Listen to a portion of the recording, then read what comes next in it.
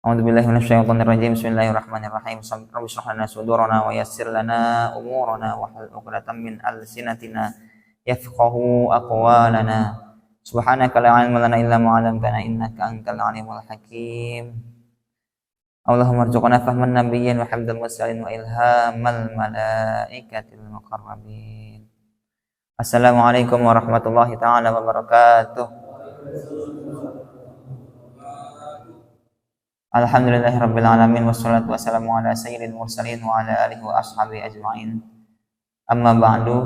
Bapak-bapak yang saya hormati, marilah kita panjatkan puji syukur kehadirat Allah Subhanahu wa taala atas limpahan nikmat, karunia-Nya, rahmat-Nya dan kasih sayang-Nya yang tidak terhingga.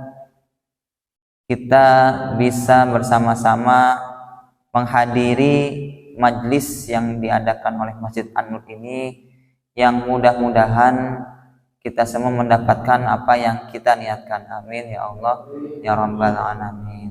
Dan semoga ini kita sudah di penghujung bulan Ramadan ya Pak ya. Sudah di penghujung bulan Ramadan, berarti tinggal kita mendapatkan hasilnya saja gitu. Kalau bahasanya pelatihan mah, kita sebulan teh, kalau bahasanya Gatot Koco ya Pak ya, pernah mendengar ceritanya Gatot Koco mungkin. Gatot Koco itu ditempa di kawah condro di muko. Ya sama, puasa ini, Ramadan ini umpamanya seperti kawah condro di muko. Yang ditempa, kita menempa diri kita dengan amalan-amalan, ibadah, puasa dan lain sebagainya. Sehingga kita nanti ketika selesai bulan Ramadan, bukannya malah melempem, bukannya malah kendor, tapi malah semakin kencang. Dan mudah-mudahan kita semua termasuk orang-orang yang seperti itu. Amin ya Allah ya Rabbal Alamin. Karena salah satu dawuh guru saya yang beliau sampaikan, ciri orang yang mendapatkan Lailatul Qadar adalah mereka yang ketika setelah bulan Ramadan itu lebih baik daripada sebelum bulan Ramadan. Walaupun banyak ciri-ciri lainnya yang berbeda setiap ulama, tapi salah satunya adalah itu. Jadi kalau misalkan kita, mudah-mudahan kita setelah Ramadan yang lebih baik daripada Ramadan sebelum Ramadan atau sebelum kita menginjak Ramadan, mudah-mudahan kita termasuk orang-orang yang mendapatkan Lailatul Qadar. Amin ya Allah ya Rabbal Alamin. Baik Bapak, sesuai jadwal ya. Sebenarnya kemarin pertanyaan zakat ini memang dinamis, banyak yang belum terjawab, tapi karena hari ini jadwalnya kita belajar tafsir, nanti insya Allah mudah-mudahan kita bahas lagi di hari Senin besoknya Pak ya. Insya Allah mudah-mudahan kita semua dipanjangkan umur sampai kepada hari Senin, dan mudah-mudahan kita diberikan kekuatan, kesehatan, taufik, hidayah, sehingga kita bisa tetap menghadiri majlis ilmu dimanapun majlis ilmu itu ada. Amin ya Allah ya Rabbal Alamin. Qala al-mu'allif rahimahullah wa nafa'ana bihi wa bi ulumihi wa bi asatidatihi wa bi talamidhihi fi dharaini. Ngadawuh Imam Muhammad Ali As-Sabuni berkaitan dengan tafsir suratul Fatihah. Kemarin sudah kita bahas keutamaannya, keutamaan suratul Fatihah, yang mana setiap kalau misalkan kita tawasul itu pasti membaca surah Al-Fatihah. Terus misalkan kiai minta air, kita minta air berkat dari kiai, pasti kiai itu membaca surah Al-Fatihah. Jadi kan kita itu penasaran apa sih yang ada dalam surah Al-Fatihah, sehingga semuanya surah Al-Fatihah gitu. Keutamanya salah satunya adalah tidak ada di dalam kitab lain, hanya ada di dalam Al-Quran. Dan yang kedua adalah kitab yang atau surah yang merupakan surah yang diulang-ulang dalam bacaan sholat. Termasuk dalam bacaan sholat ini Al-Fatihah termasuk rukun, wajib dibaca apapun keadaannya, entah itu sholat berjamaah, sholat munfarid, ataupun sholatul khauf sekalian. Sholatul khauf ini adalah sholat ketika perang Pak. Sholatul khauf ini sholat ketika perang. Ada di surah An-Nisa itu caranya. Jadi dua soft, yang satu soft itu sholat, satu rakaat selesai, mundur, yang soft kedua maju ke depan untuk sholat. Jadi gantian-gantian sholatnya. Ada dua soft, soft pertama sholat, yang soft keduanya menjaga musuh. Itu sholatul khauf. Sholatul khauf atau sholat ketika dalam keadaan perang. Ya mungkin kalau sekarang kurang relevan Pak, tapi nanti tidak tahu ya, karena memang menurut ramalan, tapi kita tidak bisa meyakini ada nanti di akhir zaman itu ada perang yang disebut oleh para ahli akhir zaman itu Armageddon. Tapi wallahu alam bisawab, hanya Allah yang tahu. Jadi ini nanti kemungkinan sholatul khauf ini akan menjadi tren lagi. Tapi untuk saat ini sholatul khauf masih belum relevan atau belum banyak dilakukan, karena memang kita berada dalam keadaan yang damai. Alhamdulillah. Kurang apa Indonesia Pak gitu bahasanya. Indonesia mah semuanya dibebaskan, tidak ada pemaksaan satu mazhab di Indonesia ini. Jadi salah kalau misalkan ada yang mengatakan wah di Indonesia Islam dikekang gitu. Tidak, justru malah berkembang bebas. Beda seperti di Qatar. Di Qatar misalkan nih, punten Pak, saya punten al-fakir nih, saya mengisi kajian ini seperti ini, saya harus menulis dulu persiapannya apa yang mau disampaikan, dilaporkan ke pemerintah. Kalau tidak dilaporkan, saya bisa kena askar atau polisinya. Kalau di Indonesia bebas, walaupun ceramahnya itu menjelek-jelekan orang lain, ya tidak ada yang apa ya, tidak ada sampai polisi ikut campur, kecuali kalau memang ada yang melaporkan. Kita lanjut lagi Pak. Apa sih nama lain dari Al-Fatihah? Nah, dawuh Imam Muhammad Ali As-Sabuni, Al-Fatihah dan disebut Al-Fatihah juga selain Al-Fatihah ada Ummul Kitab. Ummul Kitab atau ibunya Al-Quran, induknya Al-Quran. Karena seluruh inti dari Al-Quran ada di surah Al-Fatihah. Kemudian ada Asy-Syafiyah, penyembuh. Al-Fatihah juga sebagai penyembuh. Ada Al-Wafiyah. Al-Wafiyah ini adalah yang memenuhi. Apa yang dipenuhi? Yang dipenuhi adalah hajat-hajat manusia. Kemudian Al-Kafiyah. Al-Kafiyah itu yang mencukupi.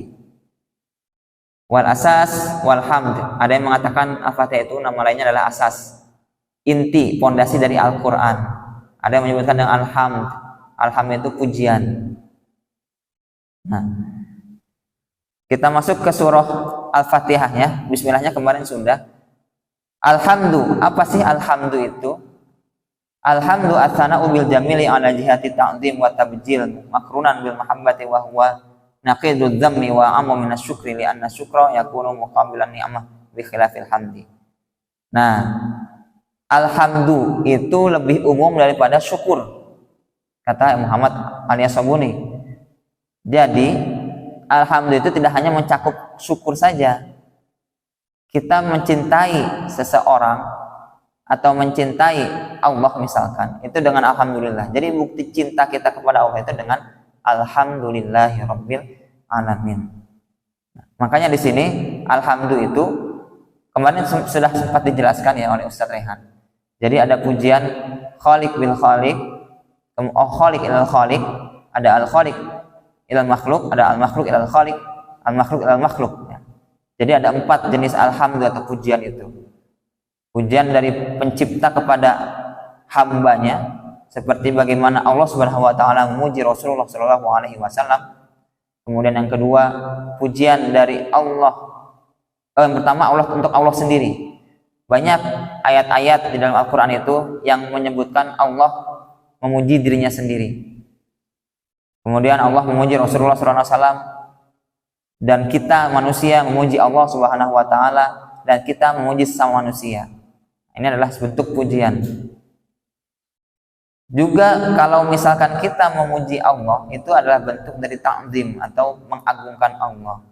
Yang bentuk ta'zimnya ini atau pengagungan ini berdampingan, bersamaan dengan bentuk kita cinta kepada Allah Subhanahu wa taala. Jadi beda sama alhamdulillah. Alhamdulillah kita mengucapkannya tidak perlu dapat nikmat. Mau kita dapat musibah pun alhamdulillah. Beda halnya dengan syukur. Kalau syukur itu selalu berdampingan dengan nikmat. Kalau kita dapat nikmat baru bersyukur. Kalau tidak dapat nikmat tidak bersyukur, tapi bersabar. Bahkan dapat musibah bersabar, tidak bersyukur. Nah, sabarnya kita ini juga, misalkan ketika dapat musibah, itu juga bentuk alhamdulillah. Karena apapun keadaannya, entah itu dapat nikmat, entah itu tidak mendapatkan nikmat, itu tetap alhamdulillah. Kemudian berkata Imam Qurtubi, Allah ada lafaz Allah di sini, alhamdulillah. Lillah, segala puji bagi Allah. Allah akbaru asma'i subhanahu wa ajma'iha. Allah itu adalah nama paling inti dari Tuhan kita, Allah Subhanahu wa ta'ala. Jadi misalkan kalau dalam tauhid itu Imam Abu Hasan Al-Asy'ari itu memilih 20 sifat wajib, 20 sifat mustahil, dan 1 sifat jaiz bagi Allah Subhanahu wa ta'ala. Walaupun sebenarnya tidak hanya 20, Pak. Punten. Sifat Allah tidak bisa hanya disingkatkan 20. Oh, sifat Allah ada 20. Tidak. Sifat Allah itu banyak sekali. Ya. 99 itu pun tidak bisa mencakup. Jadi 99 yang ada dalam Asmaul Husna itu nggak bisa mencakup sifat-sifat Allah. Saking banyaknya sifat-sifat Allah. Dan tidak bisa dihitung, diukur oleh manusia. Sedangkan ulama seperti Abu Hasan Al-Asy'ari menyebutnya 20 wajib, 20 mustahil, kemudian 1 jaiz. Itu sebenarnya adalah cara ulama untuk mengajarkan kepada kita agar kita mengenal Allah. Jadi 20 sifat itu 20 sifat yang sebenarnya biar kita terbayang gitu, Pak. Kalau tidak ada rumusan seperti itu, bagaimana kita bisa mengetahui Allah Subhanahu wa taala?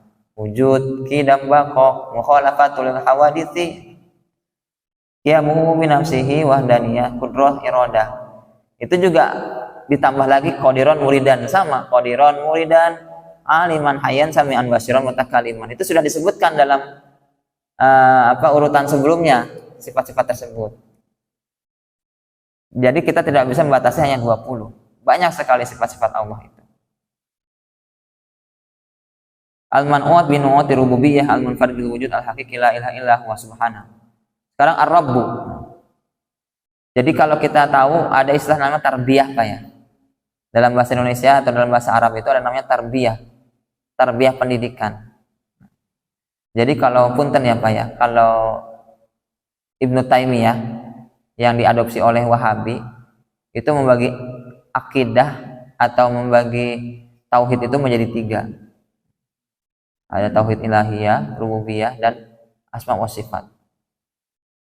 Apakah kita boleh mempelajari 3 hal ini? Boleh.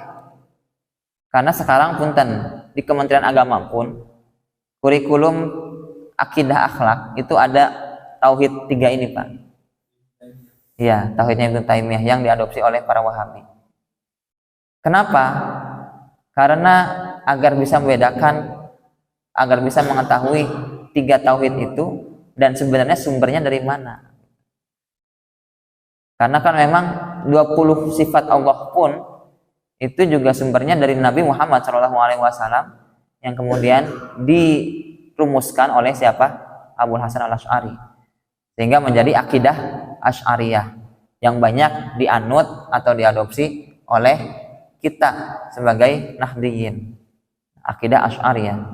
Indonesia kebanyakan akidah Asy'ariyah. Termasuk beberapa mungkin pernah disebutkan bahwasanya akidah Asy'ariyah itu di antara Jabariyah dan Qadariyah. Ini karena kita mungkin membahas tentang Allah ya, Pak, ya. Jadi kita agak menjelaskan sedikit berkaitan dengan tauhid. Jadi ada aliran kalam atau aliran tauhid namanya Jabariyah. Apa itu Jabariyah? Jabariyah itu pasrah, Pak. Jadi kumha Allah gitu. Saya tidak punya usaha, tidak punya daya, ya kumha Allah Nah, mau misalkan mau makan, ya kumha Allah dia tidak ada usaha untuk mencari rezekinya atau apanya, tidak. Ya kumha Allah gitu. Itu Jabariyah. Jadi benar-benar pasrah, tunduk, bahkan Mungkin kalau misalkan punya sawah ya, punya sawah, dia tidak ke sawah, biarkan padi itu tumbuh karena Allah. Dia tidak ke sawah. Itu orang-orang Jabariyah, Pak. Nah, ada lagi yang kedua adalah orang Qadariyah. Nah, kalau Qadariyah ini bukan lebih ekstrim, lawannya dari Jabariyah. Jadi lebih banyak usahanya, saya mau sama manusia, pokoknya saya usaha kira-kira gitu. Tapi lupa bahwasanya di balik itu ada Allah Subhanahu wa taala. Nah, itu Qadariyah. Dan kita Asy'ariyah itu di tengah-tengah. Di tengah-tengah. Maka ketika misalkan sudah zaman Covid, kemarin zaman Covid ya Pak ya.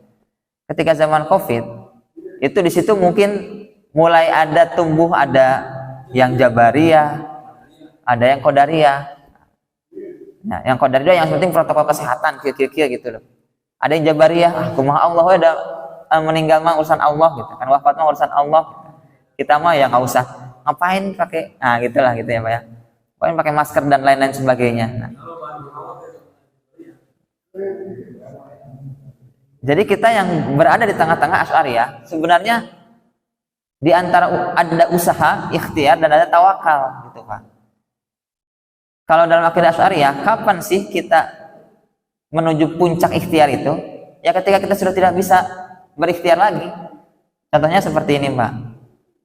Contohnya misalkan kalau dalam Covid kemarin misalkan ada bentuk ikhtiar kita, Allah kasih jalan kepada kita. So, kalau mau sehat, kalau mau terhindar, pakai masker misalkan. Walaupun himbauan itu sumbernya dari ahli kesehatan. Tapi tetap kita punten Pak ya, Rasulullah saja ketika sedang berdiskusi dengan sahabatnya tentang tumbuhan, kemudian Rasulullah saat itu memberi masukan kepada sahabatnya. Ini tumbuhannya harus disiram seperti ini, dikasih tahu caranya. Tetapi ternyata tumbuhan tersebut tidak tumbuh lebih baik daripada tumbuhan yang lainnya. Akhirnya sahabat ini punya inisiatif. Kemarin saya nanamnya kayak gini. Ketika Rasulullah memberikan saran, ternyata hasilnya seperti ini. Saya ingin menanam seperti yang kemarin cara saya menanam. Dan hasilnya lebih bagus daripada cara bagaimana Rasulullah menanam. Apa kata Rasul? Antum a'lam bi umuri dunyakum. Kamu lebih paham daripada perkara duniamu. Ada juga hadis, idza wusidal amru ila ghairi ahli fangtadris sa'ah. Kalau misalkan sesuatu itu diserahkan kepada bukan ahlinya, maka tunggulah waktunya. Nah, kehancurannya. Termasuk masalah kesehatan ini. Dan juga termasuk Pak, masalah-masalah yang berkaitan dengan agama misalkan. Ya, masalah-masalah yang berkaitan dengan agama punten Pak ya. Sekarang itu kita saking banyaknya Google, saking banyaknya YouTube, kita gampang akses ilmu-ilmu agama. Kita tinggal tanya Mbah Google, Kiai Google ya, ajengan Google. Apa hukumnya ini? Keluar. Nah, tapi itu datanya dari mana gitu. Karena semua kan bisa merubah, kalau di Google semua bisa ikut campur, bisa merubah. Mau dia pahamnya Wahabi, mau pahamnya Asy'ari, mau pahamnya Mu'tazilah, semuanya masuk di situ bisa. Maka benar-benar ilmu pun sama, tidak hanya ilmu kesehatan, semua ilmu itu harus diserahkan kepada ahlinya. Sehingga karena sumbernya dari kesehatan, maka kita sebagai orang yang awam terhadap kesehatan, kita serahkan kepada orang yang sehat. Itu dalam akidah Asy'ariyah Pak. Jadi punten Pak ya, saya sangat kesal gitu bahasanya. Ada yang mengatakan beberapa dosen-dosen itu Indonesia ini mundur karena akidah Asy'ariyah. Saya sangat tidak setuju gitu Pak. Itu bukan karena akidahnya, itu karena mentalnya gitu. Karena pola pikirnya sudah seperti itu, kemudian dijadikan pola pikir yang itu dibawa ke ranah agama. Jadi kelihatannya seperti itu akidah, tapi padahal itu pola pikir Pak. Padahal akidah Asy'ariyah tidak mengajarkan seperti itu. Ada ikhtiar. Innallaha la yughayyiru ma biqaumin hatta yughayyiru ma bi anfusihim. Di surah Ar-Ra'd itu. Allah tidak akan merubah seseorang atau suatu kaum sampai suatu kaum tersebut merubah dirinya sendiri. Ada lagi yang innallaha yahdi may yasha wa yudhillu may yasha. Allah itu memberi petunjuk kepada yang dia inginkan dan menyesatkan kepada dia yang inginkan. Jadi ada ranah di mana kita itu bisa ikhtiar. Seperti ranah yang ditetapkan, oh ini kita ikhtiar, jalan manusia yang harus kita tempuh. Walaupun ujung-ujungnya nanti hasilnya kita tidak tahu, karena Allah yang ada istilah namanya man propose God purposes. Kalau dalam bahasa Latin itu, manusia itu hanya bertujuan, sedangkan yang finalnya ditentukan oleh Allah Subhanahu wa taala. Itu dalam akidah Asy'ariyah. Sehingga ada namanya ikhtiar. Kalau sudah mencapai batasnya tinggal tawakal. Itu dalam akidah Asy'ariyah. Jadi mungkin saya bicara seperti ini, Al-Fakir bicara seperti ini untuk meluruskan Pak ya. Jadi bukan Indonesia atau mungkin umat Islam mayoritas itu mundur karena akidah Asy'ariyah, bukan. Tapi karena pola pikir manusia itu sendiri, akidah Asy'ariyah tidak ada yang mengajarkan seperti itu. Karena akidah Asy'ariyah itu tidak jabariyah, tidak pasrah 100%, juga tidak kuasa 100%. Di samping kuasa Allah Subhanahu wa taala, Allah memberikan kita pilihan. Nah, sok tah pilih, ada kebaikan, ada keburukan.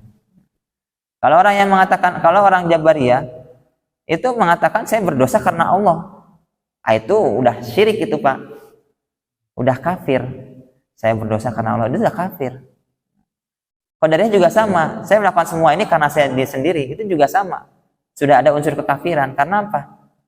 Karena dia menganggap Allah itu tidak ada. Beda dengan Asy'ariyah. Asy'ariyah ini segala perbuatan kebaikan itu Allah yang memberikan jalannya. Nah, kita bisa melakukan kebaikan karena Allah memberikan taufik. Sedangkan yang melakukan kebaikan itu adalah kita sendiri. Tetapi yang menjadikan kebaikan itu jadi terrealisasi adalah Allah. Sama kayak keburukan. Allah memberikan pilihan keburukan ini dosa seperti ini. Jangan dekati. Ternyata manusia masih mendekati. Berarti manusia mendekati keburukan itu dari dirinya sendiri. Sedangkan terjadinya keburukan itu karena manusia itu mendorong dirinya keburukan, akhirnya Allah pun ikut. Makanya kata Allah dalam hadis qudsi itu yang didawuh oleh Rasulullah SAW, ana inda dzoni abdi bi, aku itu sesuai dengan prasangka hambaku, kata Allah seperti itu. Nah, kurang lebihnya seperti itu ya Bapak. Wallahu a'lam bishawab, karena ini pembahasannya tentang tauhid Allah dan Rabbul Alamin, Tuhan semesta alam. Yang mana di sini adalah alamin adalah semua yang berhubungan dengan manusia, jin, malaikat, syaitan dan sebagainya, itu adalah al-alamin. Termasuk al-alamin ini adalah tanda. Jadi Al-Qur'an ini adalah tanda. 60-70% ayat-ayat dalam Al-Qur'an itu semuanya tanda-tanda saintis. Ya, tanda-tanda saintis, Pak. Jadi 70%-nya ini adalah tanda yang mana dengan tanda itu tidak perlu jadi Islam. Mungkin kemarin sudah disebutkan Ustaz Sulaiman ya. Ada seorang Maurice Bucaille, seorang ilmuwan Perancis, ilmuwan forensik yang menemukan itu. Jadi dulu sebelum ditemukan oleh Maurice Bucaille, itu tidak ada yang tahu penafsirannya Fir'aun itu. Yang dalam surah Hud, al-yawma nunajjika bibadanika litakuna liman khalfaka ayah. Kata Allah, aku jadikan aku selamatkan jasadmu agar jasadmu menjadikan tanda bagi orang-orang setelahmu.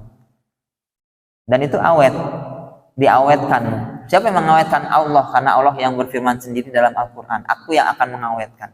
Awet sampai sekarang jenazah Fir'aun itu, tidak ada kekurangan sama sekali, masih awet. Sehingga ditemukanlah wasilahnya oleh Maurice Bucaille tadi, dan itu adalah tanda bahwasanya Al-Quran itu adalah benar. Kemudian ada dalam surah Ar-Rahman, marajal bahraini yaltaqiyan, ada dua laut yang dipisah. Yang di kanan adalah tawar, yang di kiri adalah asin. Itu sebenarnya adalah, kalau dalam kimia ada proses osmosis. Itu ditemukan di wasilahnya dengan proses osmosis. Jadi yang asin itu tidak bisa bercampur dengan yang tawar, karena ada proses osmosis itu kalau dalam kimia. Dan itu luar biasa, Pak. Luar biasa. Jadi banyak ayat-ayat yang sangat berkaitan erat dengan ayat-ayat Al-Quran. Seperti itu. penemuan-penemuan saintis dan lain sebagainya. Ini membuktikan bahwasanya Al-Quran itu 70% adalah tanda, ayat. Untuk apa? Untuk kita berpikir, Pak. Untuk kita berpikir. Jadi tidak perlu jadi Islam pun sebenarnya sudah meyakini bahwa Allah itu Tuhan. Tidak perlu menjadi Islam. Wallahu a'lam bishawab. Enggak Bapak-bapak, jika ada tambahan dari kekurangan saya maka bisa ditambahkan. Kita tutup saja, kita baca doa kafaratul majlis. Subhanakallahumma wa bihamdika astaghfiruka wa atubu ilaik. Al-Fatihah. A'udzubillahi minasyaitonir rajim. Bismillahirrahmanirrahim.